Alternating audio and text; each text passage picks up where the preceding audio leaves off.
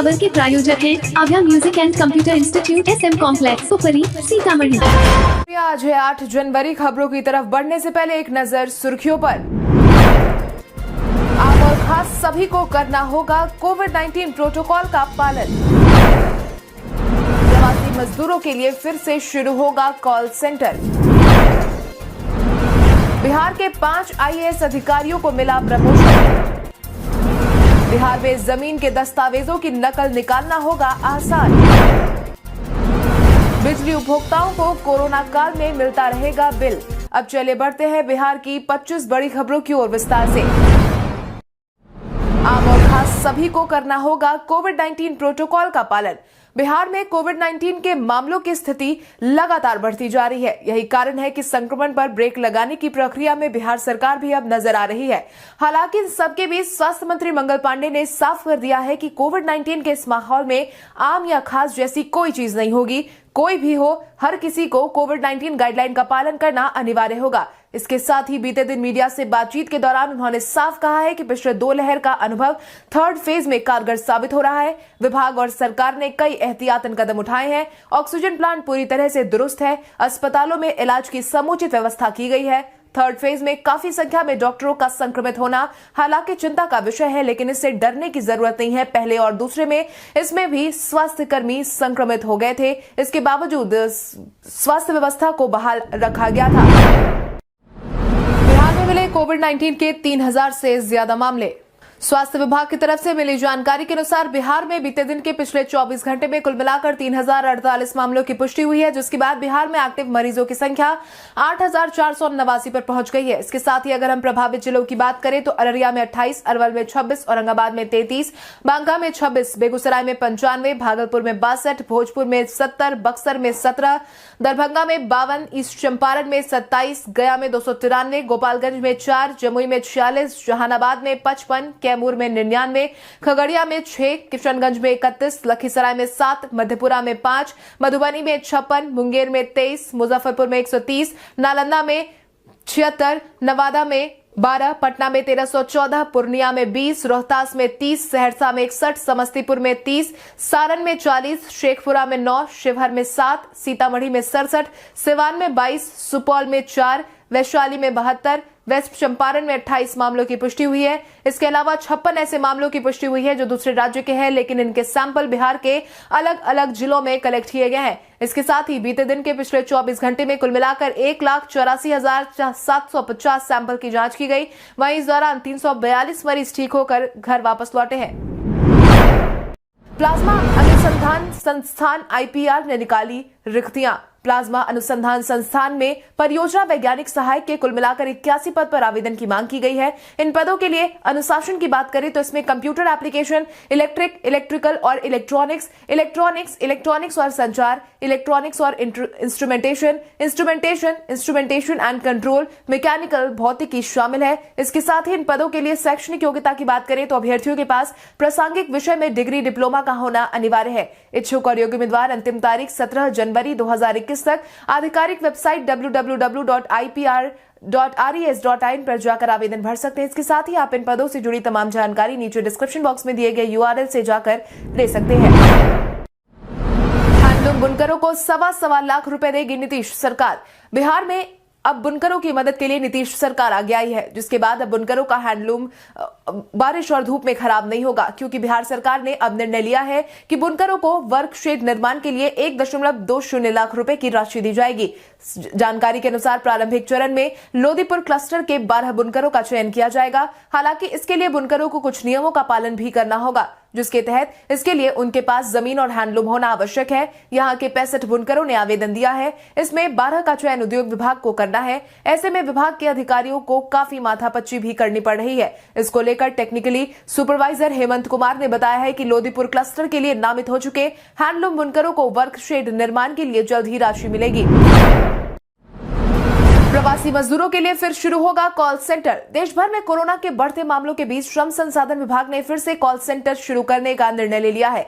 मिली जानकारी के अनुसार इस कॉल सेंटर पर बिहार से बाहर काम कर रहे मजदूरों को पूरी जानकारी दी जाएगी, जिसके तहत अब अगर लॉकडाउन या किसी अन्य कारण से मजदूर किसी भी राज्य में फंस जाते हैं तो उन्हें बिहार आने में सरकार मदद करेगी। कॉल सेंटर पर मिली जानकारी के हिसाब से राज्य सरकार संबंधित राज्यों से बातचीत भी करेगी। इससे पहले साल 2020 में सबसे पहले कॉल सेंटर शुरू किया गया था, जिसके बाद ही अब एक बार फिर से कोरोना के बढ़ते मामलों को देखते हुए श्रम संसाधन विभाग ने तय किया है कि पहली और दूसरी लहर की तरह कोरोना के मौजूदा मामले को देखते हुए वही व्यवस्था लागू की जाए।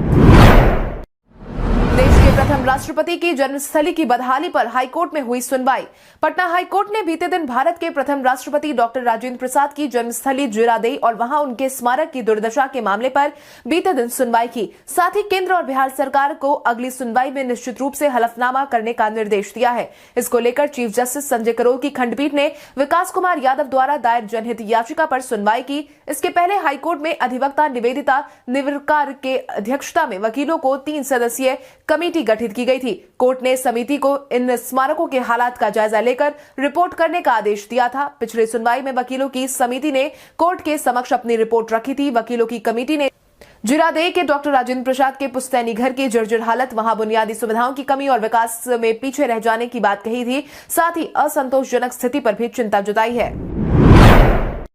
बिहार के अधिकांश भाग में छाए बादल। बिहार में ठंड के कहर के साथ ही बारिश की चिंता अब सताने लगी है, क्योंकि मौसम विज्ञान केंद्र पटना के वैज्ञानिकों ने कहा है कि आज 1-2 स्थानों पर कोहरे के साथ साथ हल्की बारिश होने की संभावना है, जिसके चलते 1 से 2 दिनों तक राज्य के कुछ हिस्सों में कोल्ड डे जैसी स्थिति हो सकती है। आपकी जानकारी के लिए आपको बता दें कि बिहार में मौसम इन दिनों शुष्क बना हुआ है और सर्दी का सितम बढ़ता जा रहा है। ठंड की वजह से लोगों को कनकनी का एहसास भी हो रहा है। वहीं मौसम विभाग के पूर्वानुमान के अनुसार बिहार के पश्चिमी हिस्सों के अलग अलग इलाके में शुक्रवार और रविवार को और दक्षिणी हिस्से में सोमवार को कोहरे के साथ हल्की बूंदाबांदी होने की संभावना है।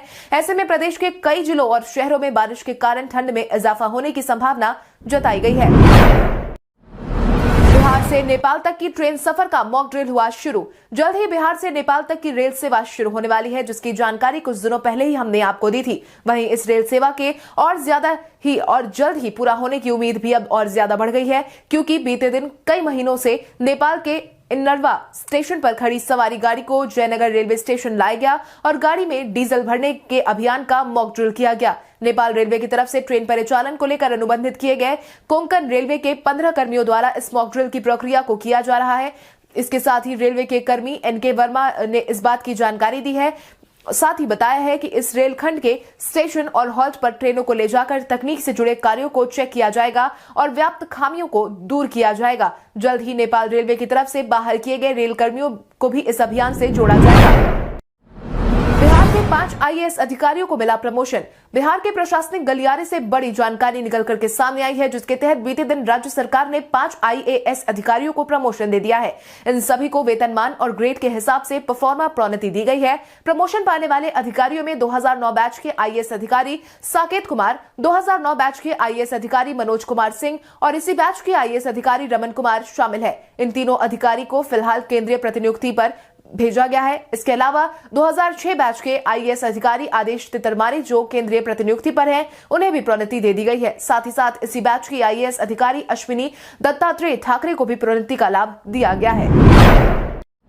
तेज प्रताप यादव के विधानसभा क्षेत्र के विधायक प्रतिनिधि बनी विभा देवी। समस्तीपुर के हसनपुर विधानसभा के विधायक और राजद सुप्रीमो लालू प्रसाद यादव के बड़े बेटे तेज प्रताप यादव ने अपने विधानसभा क्षेत्र के अपने विधायक प्रतिनिधि के रूप में विभा देवी को नियुक्त कर दिया है, जिसका फैसला उन्होंने बीते दिन लिया। आपकी जानकारी के लिए आपको बता दें, विभा देवी राजद पार्टी की नेत्री है। साथ ही वो समस्तीपुर के बिथीन की रहने वाली है। इसको लेकर बीते दिन तेज प्रताप यादव ने एक ट्वीट भी जारी किया है, जिसमें उन्होंने लिखा कि हसनपुर विधानसभा क्षेत्र की बिथान की रहने वाली राजद नेत्री श्रीमती विभा देवी जी को अपने विधायक प्रतिनिधि के रूप में नियुक्त करता हूं।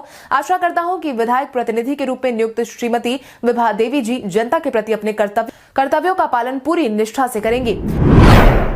बिहार पुलिस ने साल 2022 में शुरू किया ऑपरेशन प्रहार। बिहार में इन दिनों ऑपरेशन प्रहार जोर शोर से चलाया जा रहा है, जिसके तहत बिहार को अपराध मुक्त बनाने की कल्पना साकार करने के लिए बिहार पुलिस लगातार जुटी हुई है, जिसकी शुरुआत इसी साल की गई है। इसका मुख्य मकसद राज्य में अपराध की घटनाओं पर नकेल कसना और शराबबंदी को सफल बनाना है। सबसे अहम बात यह है कि बिहार पुलिस के इस अभियान का असर नए साल के पहले 5 दिनों में ही दिखने लगा है। पुलिस मुख्यालय की तरफ से मिली जानकारी के अनुसार राज्य में गंभीर आपराधिक मामलों में फरार अपराधियों की गिरफ्तारी के लिए ऑपरेशन प्रहार शुरू हुआ। 1 से 5 जनवरी के बीच राज्य के अलग अलग जिलों में इसके तहत कई लोगों की गिरफ्तारी भी हुई है। वहीं शराबबंदी के तहत चलाए जा रहे अभियान के तहत 7,144 लीटर देसी और 12,427 लीटर विदेशी शराब जब्त किए गए हैं। सीएम नीतीश के सचिव अनुपम कुमार की रिपोर्ट आई पॉजिटिव। बिहार में कोविड-19 के मामलों में लगातार बढ़ोतरी देखने को मिल रही है। तीसरी लहर आने के साथ ही कई राजनेता भी इसकी चपेट में आ गए हैं। इसी कड़ी में अब कोविड-19 वीआईपी इलाकों में भी तेजी से अपने पांव पसार रही है। मुख्यमंत्री आवास में तीसरी लहर में बड़ी संख्या में सुरक्षाकर्मी और कर्मचारी पॉजिटिव पाए गए थे और अब मुख्यमंत्री के सचिव अनुपम कुमार की भी कोविड-19 रिपोर्ट पॉजिटिव आई है। हालांकि ये पहली बार नहीं है जब अनुपम कुमार की कोविड-19 रिपोर्ट पॉजिटिव पाई गई है। इससे पहले भी दोनों लहर में वो संक्रमित हो गए थे। खबरों की माने तो इस बार उनका पूरा परिवार ही कोविड-19 से संक्रमित है। एक तरफ मुख्यमंत्री के आवास में कई लोगों की रिपोर्ट पॉजिटिव आई है, तो वहीं बिहार के दोनों उप मुख्यमंत्री और उनके आवास पर कई लोग भी पॉजिटिव पाए गए हैं। राजभवन में भी कई लोगों के पॉजिटिव होने की सूचना है। बिहार में जमीन के दस्तावेजों की नकल निकालना होगा आसान। बिहार के आम लोगों को ऑनलाइन नकल प्राप्त करने की सुविधा जल्द ही मिलने वाली है। बिहार में जमीन के दस्तावेजों की नकल निकालना होगा आसान। बिहार के आम लोगों को ऑनलाइन नकल प्राप्त करने की सुविधा जल्द ही मिलने वाली है। राजस्व एवं भूमि सुधार विभाग का भू अभिलेख और परिमाप निदेशालय जल्द ही यह सुविधा आम लोगों को देने जा रहा है। फिलहाल यह सुविधा दाखिल खारिज से संबंधित ऑनलाइन उपलब्ध सभी प्रकार के अभिलेखों पर लागू होगी। भू अभिलेख और परिमाप निदेशालय की तरफ से डिजिटल हस्ताक्षरित नकल की मान्यता के लिए एक प्रस्ताव कैबिनेट के अनुमोदन के पास भेजा जा रहा है। भू अभिलेख और परिमाप निदेशक जयसिंह ने इसको लेकर सारी जानकारी साझा कर दी है। साथ ही उम्मीद जताई है कि मार्च महीने तक आम लोगों को यह सुविधा उपलब्ध हो जाएगी। जयसिंह की माने तो अंचल अभिलेख भवनों के निकट के भविष्य में 16 प्रकार के राजस्व दस्तावेजों को आम लोगों को उपलब्ध करवाया जाना है। सभी अभिलेख डीएमएस यानी कि डॉक्यूमेंट मैनेजमेंट सिस्टम के तहत संधारित किए जा रहे हैं। बिजली उपभोक्ताओं को कोरोना काल में मिलता रहेगा बिल। बिहार में कोरोना के मामलों में लगातार वृद्धि हो रही है, जिसके बाद से ही बिहार के कई बिजली उपभोक्ताओं को उनके बिजली बिल को लेकर संशय की स्थिति बनी हुई थी।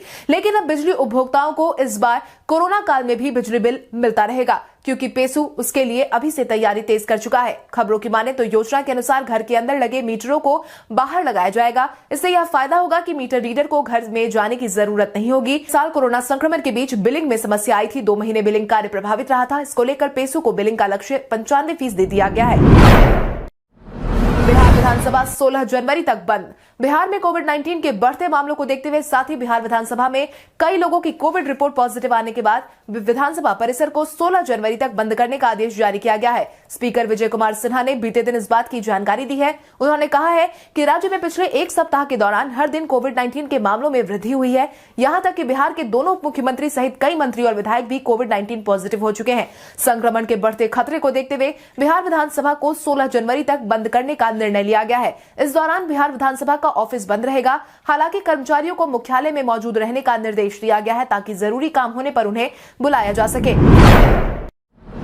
वाराणसी हावड़ा बुलेट ट्रेन का बदला रूट। बुलेट ट्रेन हमारे देश के लिए बहुत बड़ा सपना है, जिसके पूरा होने की आस अब और ज्यादा मजबूत होती दिखाई दे रही है, क्योंकि रेलवे ने देश के कई रूटों पर हाई स्पीड रेल कॉरिडोर बनाने की योजना तैयार की है, जिसमें वाराणसी हावड़ा का रूट भी शामिल है। इस रूट पर रेलवे ट्रैक तैयार करने के लिए सर्वे का काम अब लगभग खत्म होने को है, जो कि बिहार के लिए भी अच्छी खबर है, क्योंकि हाई स्पीड रेल यानी बुलेट ट्रेन का रूट उत्तर प्रदेश, बिहार, झारखंड और पश्चिम बंगाल के प्रमुख शहरों को आपस में जोड़ेगा। इसको लेकर वाराणसी नई दिल्ली के हाई स्पीड रेल का सर्वे पहले ही पूरा हो चुका है और उसका प्रोजेक्ट अलग है। इन दोनों योजनाओं के पूरा होने पर हावड़ा से दिल्ली का सफर चंद घंटों में पूरा हो सकेगा। रेलवे के इस प्रोजेक्ट पर आधिकारिक स्तर से अभी बहुत आधिकारिक जानकारी पब्लिक डोमेन में नहीं दी गई है। इसके चलते कई तरह के कयास और भ्रम लोगों के बीच पैदा हो रहे हैं। वाल्मीकि टाइगर रिजर्व में जंगल सफारी संग इतिहास से भी रूबरू हो सकेंगे पर्यटक। वाल्मीकि टाइगर रिजर्व में बाघों को देखने का रोमांच होता है, लेकिन जल्द ही यहां आने वाले पर्यटकों के पास ऐतिहासिक स्थलों को निहारने और इतिहास के पन्नों में झांकने का भी मौका होगा। इसमें कुछ बौद्ध काल तो कुछ मुगल काल से जुड़े स्थल हैं। कई प्राकृतिक स्थल भी हैं। इन स्थलों का भ्रमण पर्यटक आसानी से कर सकेंगे। इसके प्रयास में बिहार का पर्यटन विभाग जुट गया है। इससे पर्यटकों की संख्या बढ़ने के साथ रोजगार के अवसर भी मिलने लगेंगे। आपकी जानकारी के लिए आपको बता दें कि बिहार के पश्चिम चंपारण स्थित वीटीआर के निकट ऐतिहासिक दृष्टि से महत्वपूर्ण कई प्रमुख स्थल है। इनके इतिहास को खंगालने के साथ ही चिन्हित कर टूरिस्ट मैप से जोड़ा जाएगा। यहाँ के 52 कड़ी दरुआ बारी के कल्चरल कैंप के रूप में से विकसित किया जा रहा है। यहाँ की संस्कृति के बारे में लोगों को जानकारी उपलब्ध करवाई जाएगी। भोजपुरी सेंसेशन अक्षरा सिंह अब करेंगी टिप्स और सारेगामा म्यूजिक के लिए एल्बम। बॉलीवुड रैपर बादशाह के चार्टबस्टर गाना पानी पानी के भोजपुरी संस्करण में धूम मचाने के बाद स्टनिंग अक्षरा सिंह अब मशहूर म्यूजिक कंपनी टिप्स और सारेगामा म्यूजिक के लिए एल्बम करने वाली हैं। ये हम इसलिए कह रहे हैं कि अक्षरा सिंह ने अपने इंस्टाग्राम अकाउंट से टिप्स के ऑनर गिरीश कुमार और सारेगामा म्यूजिक के सीएमडी विक्रम मेहरा के साथ वाली फोटो पोस्ट की है और अब तेजी से ये वायरल भी हो रही है। अक्षरा की इस मुलाकात को जानकार मान रहे हैं कि जल्द ही वो इस बैनर में काम करती नजर आएंगी। वहीं अक्षरा ने इस मुलाकात को लेकर खुशी जाहिर की है, जो इस बात का संकेत भी है कि अक्षरा सिंह की यह मुलाकात बेहद खास रही। बिहार के सियासी गलियारे में लगातार बढ़ रहे हैं कोरोना के मामले। बिहार में कोविड-19 की रफ्तार बेकाबू होती जा रही है। दिन प्रतिदिन मामलों में बढ़ोतरी देखने को मिल रही है। वहीं इस बार बिहार के सियासी गलियारे में भी संक्रमण तेजी से फैल रहा है। अब तक जदयू और भाजपा के कई मंत्रियों के कोविड-19 पॉजिटिव पाए जाने के बाद संक्रमण कांग्रेस में भी फैलने लगा है। बिहार कांग्रेस प्रदेश अध्यक्ष मदन मोहन झा की कोविड-19 रिपोर्ट पॉजिटिव आई है। ट्विटर के माध्यम से उन्होंने इस बात की जानकारी दी है, जिसके बाद उन्होंने खुद को आइसोलेट कर लिया है। मदन मोहन झा ने ट्वीट कर लिखा है कि मेरा कोविड-19 टेस्ट रिपोर्ट पॉजिटिव आया है। वहीं राज्य कैबिनेट में शामिल उद्योग मंत्री शाहनवाज हुसैन भी अब कोविड-19 की चपेट में आ गए हैं। राज्य कैबिनेट में शामिल उद्योग मंत्री ने खुद ट्वीट करके इस बात की जानकारी दी है, जिसके तहत उन्होंने बताया है कि उनकी जांच रिपोर्ट पॉजिटिव आई है और उनके संपर्क में आने वाले सभी लोगों को अपनी कोरोना जांच करा लेनी चाहिए। हम नीतीश के साथ हैं, लेकिन उनमें हिम्मत नहीं। बिहार में जातीय जनगणना पर सियासत तेज है। इसी मुद्दे को लेकर जहां बीते दिन राजद की तरफ से सीएम नीतीश को बड़ा ऑफर दिया गया, वहीं अब तेजस्वी यादव ने बीते दिन मीडिया से बातचीत के दौरान मुख्यमंत्री नीतीश कुमार में हिम्मत नहीं होने की बात कही है। इसको लेकर तेजस्वी ने साफ कहा कि खरमास के बाद खेला होगा या नहीं, यह तो जनता तय करेगी, लेकिन हमने तो मुख्यमंत्री नीतीश कुमार को बोल दिया है कि जातिगत जनगणना पर उनके साथ है। नीतीश कुमार में हिम्मत नहीं है, हम तो साथ देने के लिए तैयार ही है। अगर वो थोड़ी सी हिम्मत करे तो जातिगत जनगणना बिहार में करवाई जा सकती है। भाजपा ने जातीय जनगणना के मुद्दे पर साथ नहीं देने का किया ऐलान।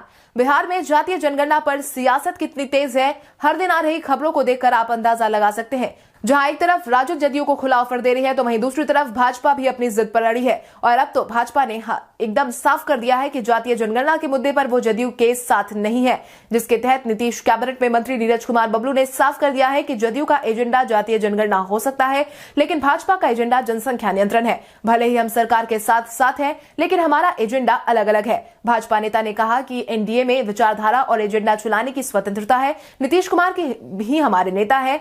एनडीए के सभी नेता और मंत्री उनकी बात मानते हैं, लेकिन सभी पार्टियों की विचारधारा अलग अलग है। वहीं राजद के आरोपों पर भाजपा नेता ने कहा कि वो जो सपना देख रहे हैं वो कभी पूरा नहीं होगा।